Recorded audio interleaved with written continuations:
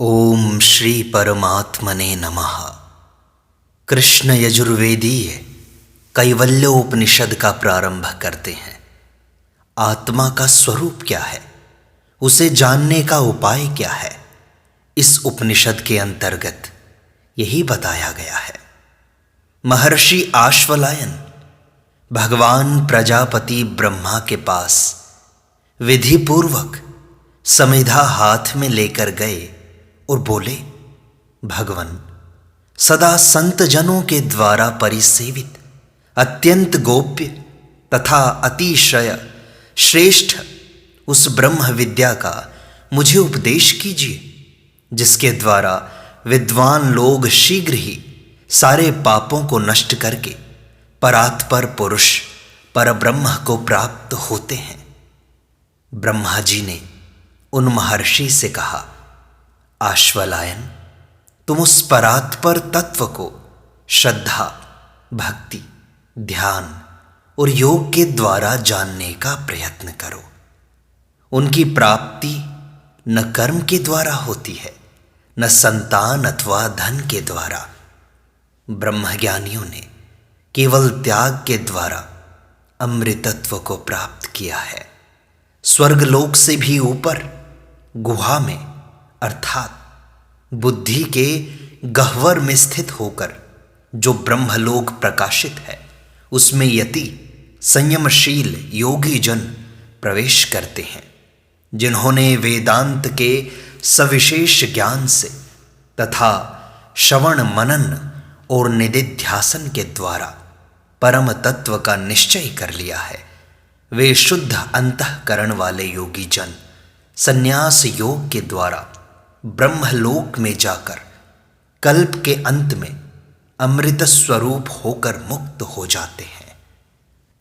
स्नान आदि से शुद्ध होने के बाद निर्जन स्थान में बैठकर ग्रीवा, सिर और शरीर को सीधे रखकर सारी इंद्रियों का निरोध करके भक्ति पूर्वक अपने गुरु को प्रणाम करके संन्यास आश्रम में स्थित योगी लोग अपने हृदय कमल में रजोगुण रहित विशुद्ध दुख शोकातीत आत्म तत्व का विशद रूप से चिंतन करते हैं।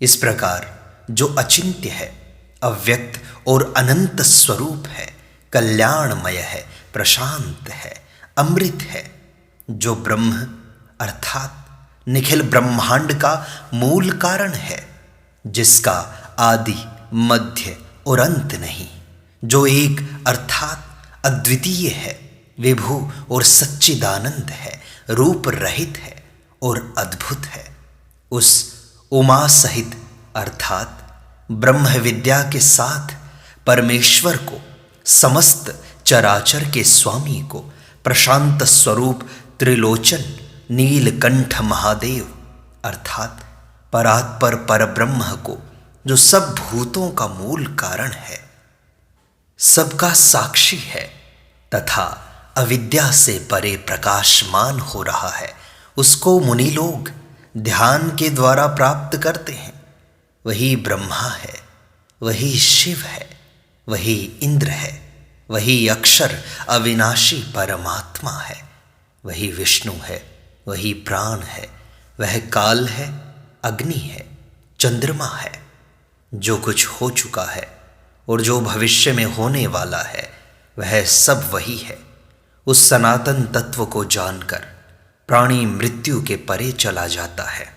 इसके अतिरिक्त मुक्ति का दूसरा कोई मार्ग नहीं है। जो आत्मा को सब भूतों में देखता है तथा सब भूतों को आत्मा में देखता है, वह परब्रह्म को प्राप्त करता है, दूसरे किसी उपाय से नहीं। आत्मा अंतःकरण को नीचे की अरणी तथा प्रणव को ऊपर की अरणी बनाकर ज्ञानी जन ज्ञान रूपी मंथन के अभ्यास द्वारा संसार बंधन को नष्ट कर देते हैं, ज्ञानाग्नि में जला डालते हैं। वही प्राणी माया के वश अत्यंत मोहग्रस्त होकर शरीर को ही अपना स्वरूप मानकर सब प्रकार के कर्मों को करता है। वही जागृत अवस्था में स्त्री अन्नपान आदि नाना प्रकार के भोगों को भोगता हुआ परितृप्ति लाभ करता है, वही जीव स्वप्न अवस्था में अपनी माया से कल्पित जीव लोक में सुख दुख का भोक्ता बनता है और सुषुप्ति काल में सारे माइक प्रपंच के विलीन होने पर वह तमोगुण से अभिभूत होकर सुख स्वरूप को प्राप्त होता है।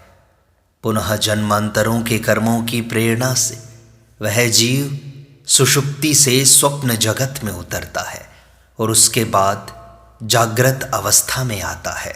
इस प्रकार स्थूल, सूक्ष्म और कारण शरीर रूपी तीन पुरों में जो जीव क्रीड़ा करता है, उसी से यह सारा प्रपंच वैचित्र्य उत्पन्न होता है।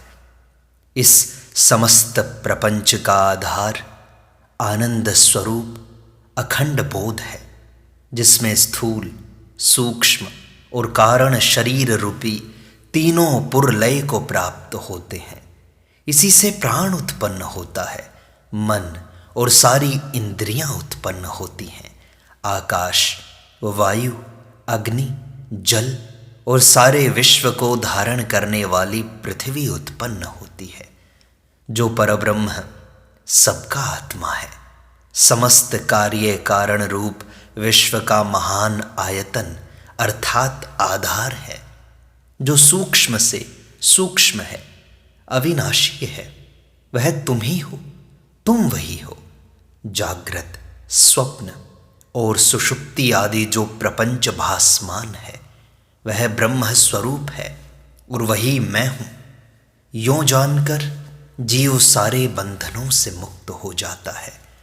तीनों धाम अर्थात जागृत, स्वप्न और सुषुप्ति में जो कुछ भोक्ता, भोग्य और भोग हैं, उनसे विलक्षण साक्षी चिन्मात्र स्वरूप सदाशिव मैं हूं। मुझ में ही सब कुछ उत्पन्न हुआ है, मुझ में ही सब कुछ प्रतिष्ठित है, मुझ में ही सब लय को प्राप्त होता है। वह अद्वय ब्रह्म स्वरूप मैं ही हूं। मैं अणु से भी अणु हूं, इसी प्रकार मैं महान से भी महान हूं। यह विचित्र विश्व मेरा ही स्वरूप है। मैं पुरातन पुरुष हूं, मैं ईश्वर हूं, मैं हिरण्यमय पुरुष ब्रह्मा हूं, मैं शिव स्वरूप हूं। वह पाणी पाद विहीन अचिंत्य शक्ति पर ब्रह्म मैं हूं। मैं नेत्रों के बिना देखता हूं, कानों के बिना सुनता हूं, बुद्धि आदि से पृथक होकर मैं ही जानता हूं। मुझको जानने वाला कोई नहीं है। मैं सदा चित स्वरूप हूं। समस्त वेद मेरा ही ज्ञान कराते हैं। मैं ही वेदांत का करता हूं। वेद वेत्ता भी मैं ही हूं। मुझे पुण्य पाप नहीं लगते। मेरा कभी नाश नहीं होता और ना जन्म ही होता है, और ना मेरे शरीर, मन, बुद्धि और इंद्रियां ही हैं। मेरे लिए न भूमि है, न जल है, न अग्नि है, न वायु और न आकाश ही है।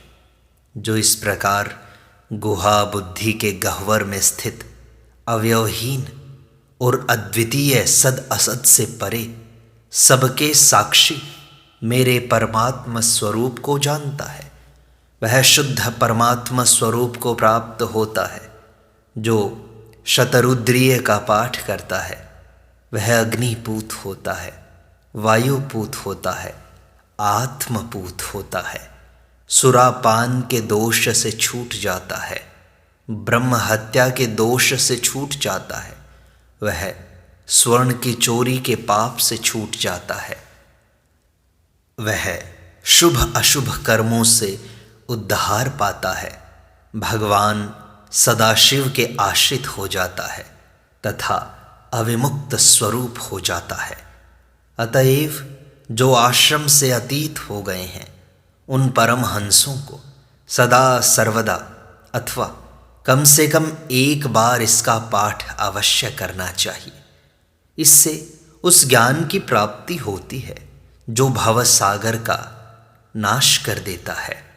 इसलिए इसको इस प्रकार जानकर मनुष्य कैवल्य रूप मुक्ति को प्राप्त होता है, कैवल्य पद को प्राप्त होता है। इस प्रकार कृष्ण यजुर्वेदीय कैवल्य उपनिषद संपूर्णता को प्राप्त होता है।